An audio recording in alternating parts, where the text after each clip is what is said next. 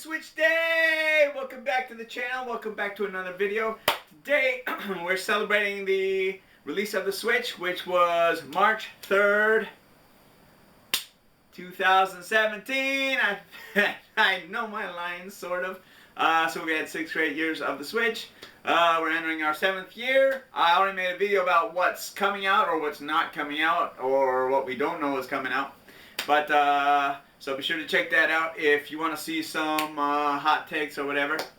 But today we're celebrating the birthday, and you can see I've got my Switch here, complete with my Hori Split Pad Pro attached, Pokemon version. I've got a couple of these, but it first came out with the Deus Ex Machina game, and what was it? Last year they added the middle part, so you could basically have a Pro controller via USB there.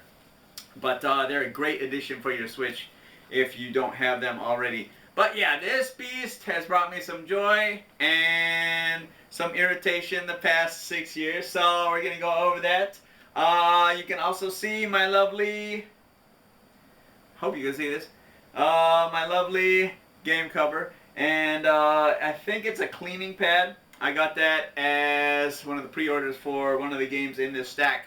But let's just jump right in.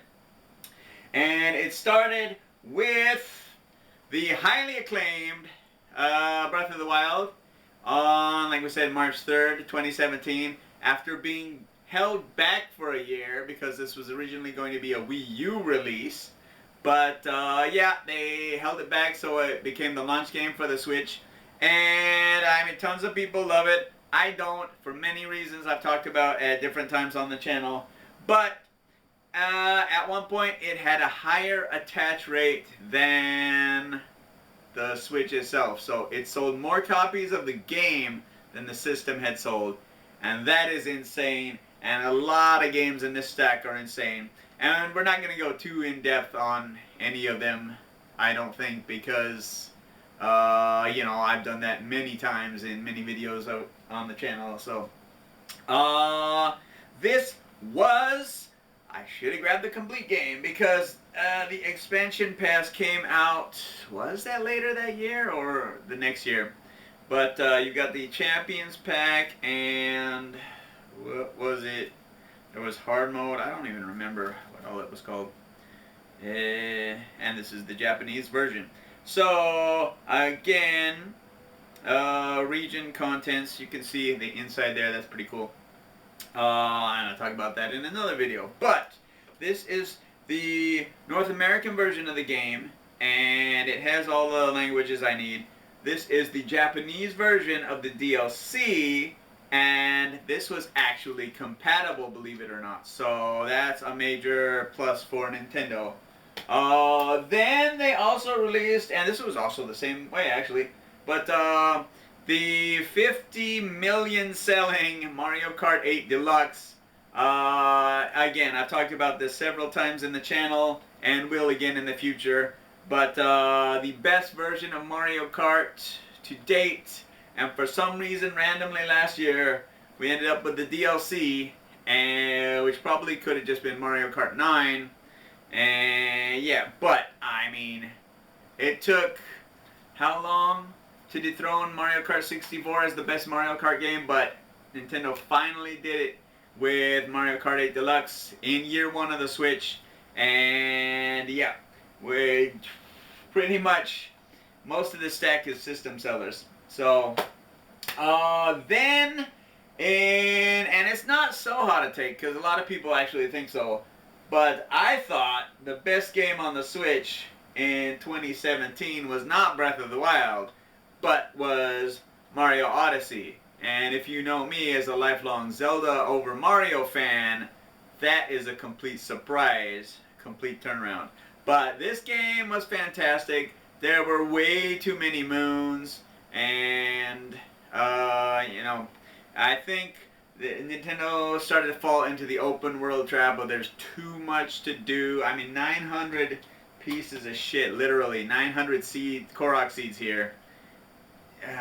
You know, it's too much. Who really wants to spend time just looking for seeds, looking for random moons? But overall, It was a great game. The mechanics were great, and some people have actually broken this game and are much better than I am about, you know, finding all the, not finding all the secrets, well, that too, but just speed running and getting to places they shouldn't be, just through throwing the hat and jumping and all that stuff. But Mario Odyssey, and again, they added the balloon DLC for no reason at all. Like, this game is good enough to go back and warrant playing again without extra fluff being necessary. But yeah, Mario Odyssey, I think it was the best game in 2017 for the Switch. And yep, so that closes out 2017. A fantastic launch year, just unbelievable. And how did Nintendo follow that up? Well, did they? I was looking through the list of games I have, and their only major game that I can think of was, I think Super Mario Party released, but that was not very good. That could have been so much better, and they should have done DLC for that instead of making Superstars.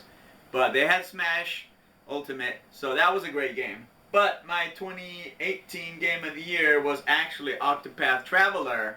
And again, this was before, when I was making the posts on Facebook, before I was making the Game of the Year videos. But this is a proper JRPG, so turn-based.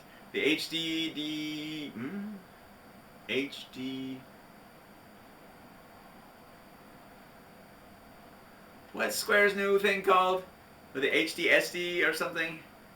But 2D HD, that's it.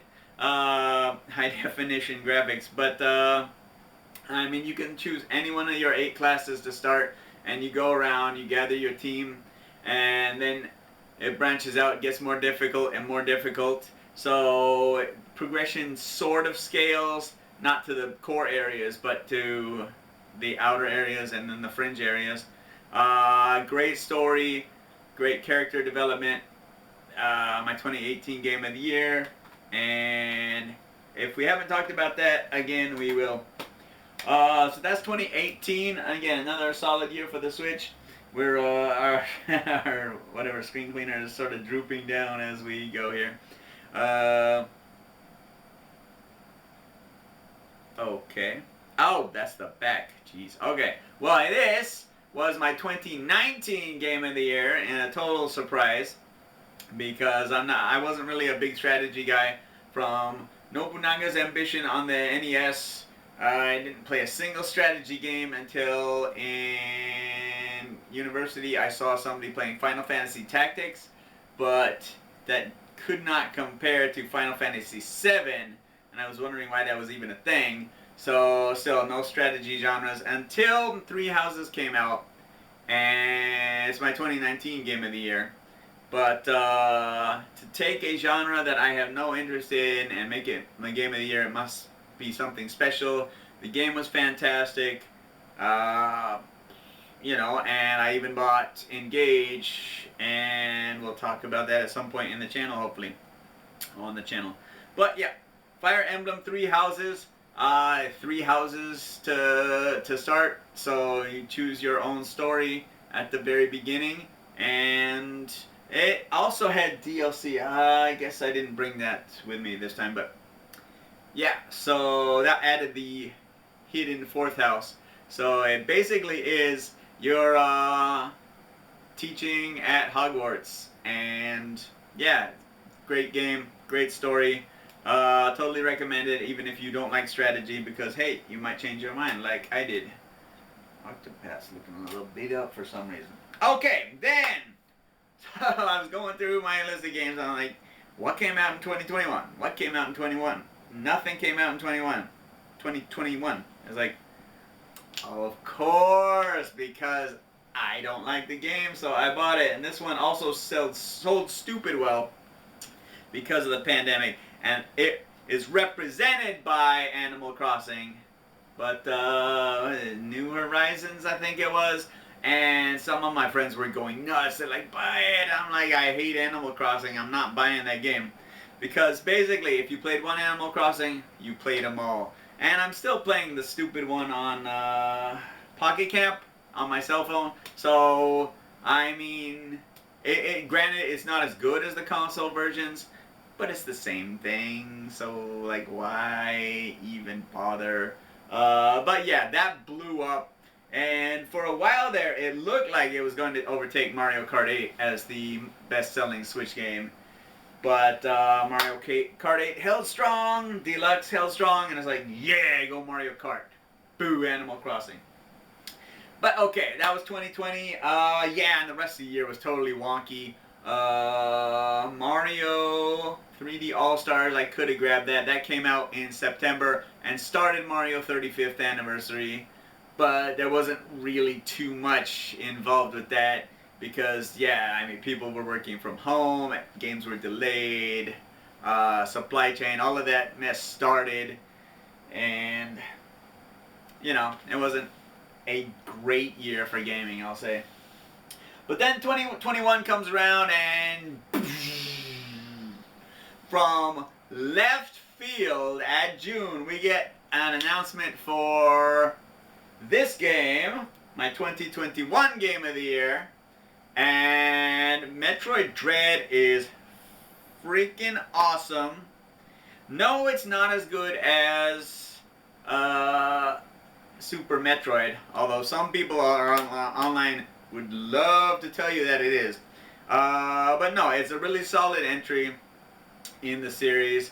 I was talking about this with one of my friends the other day because the music isn't on par with Super and Prime, and it's really hard to do good 2D platforming with an analog stick. The Spine Shark puzzles were kind of dumb, or not done very well, in my opinion. But still, the story, the bosses, it was my 2021 game of the year. And again, of course they had to ruin it. I said this was game of the year. None of the other factors considered, this was game of the year because it actually shipped complete. And then they went and added easy mode or noob mode. And they added one punch mode, where if you get hit once, you die. And like, nobody really needed that on the game. Normal mode was good enough, and there's a hard mode for if you want to challenge yourself. But yeah, they were added via patches after the fact. But I still say that this game shipped complete. It didn't need any updates, and Dread was awesome in 2021. Okay, and almost there. Switch is really laying down now. And, yep. As you may have seen, my 2022 game of the year was Hoshino Kirby Discovery, or Kirby and the Forgotten Land. And, I mean, this was the first time I was able to do a 31 days with a new game coming out at the same time. Kirby was just awesome, and it's not as easy as you think it is. If you think Kirby is an easy series, then you should definitely go to Coliseum and take out the hard mode there, because that was not easy, let me tell you. But yeah, Kirby and the Forgotten Land was that the last great game released? Well, I mean, it was a massive 2022 entry. And that brings me to our final game we're showcasing today. For Switch Day, we get it hot off the presses, the Japanese release, Metroid Prime Remaster. It's still in the shrink wrap. But how to play FPA Metroid. So, I mean, this, I can't believe, why? They shadow dropped it digitally. And then some of the, I wouldn't say hardcore fans, because I'm a pretty hardcore fan, but some of the, like, even more hardcore than I am, bought the digital version and ordered the physical version, which has been having some distribution and availability issues stateside. But thankfully no problems here today for Metroid Prime Remastered. And yes, it is a remaster of Prime for the GameCube. You can see the Japanese cover on both, and hopefully this has the reversible cover, so I get the US cover as well. Which was also re-released with the Wii Day Asobu controls. And I watched a review last night because I've played it before. I know everything about the game except for the graphics and the controls, which have been updated, and the graphics look freaking amazing. This might be the best looking game on Switch, which is not to say that this was a bad looking game, because this or Echoes are what I consider the best games on the GameCube. So it was already fantastic looking. But, I mean, this takes it to another level. It's insane how good the game looks. And you can use classic controls, which are GameCube-like. You can use the pointer controls, which are maybe not as accurate as the Wii, but that control option is there. There's the dual stick option, which I really want for Prime 3 Corruption. So I've been waiting for Trilogy for that for ages, since this was announced, because I didn't want to buy just one game. I thought all three of them, the Trilogy, should have been HD. But then they said it was 4,000 yen. It's like, yeah, okay, that's the right price, yoink. And that's why it's in my hand right now. But there's also a fourth option, which is sort of a hybrid of is it the GameCube and the dual stick controllers or something? I mean, we'll find out when we open this up. But yeah, so there's 4 control methods. You really can choose how you want to play this game. But I think most people are enjoying the dual stick because they've gotten used to it from Halo and all the games since 2001, I think, is when Halo debuted. But yeah, Metroid Prime, and you never know. Because I didn't like Breath of the Wild, I have no current plans to get Tears of the Kingdom. So, Metroid Prime Remastered could be in the strange position of being the best game on the Switch this year, which would be really weird. Which is why, as per the previous video, or one of the previous videos, Nintendo needs to give us something from July to the rest of the year. And no, I don't mean rumors of the Switch 2 or Next Gen Switch or whatever it's going to be called. But yeah, so far so good. It's been 6 great years of Switch. Looking forward to seeing what actually does happen this year in year 7. But happy Switch Day. Let me know your favorite Switch games. And until next time, have a good one.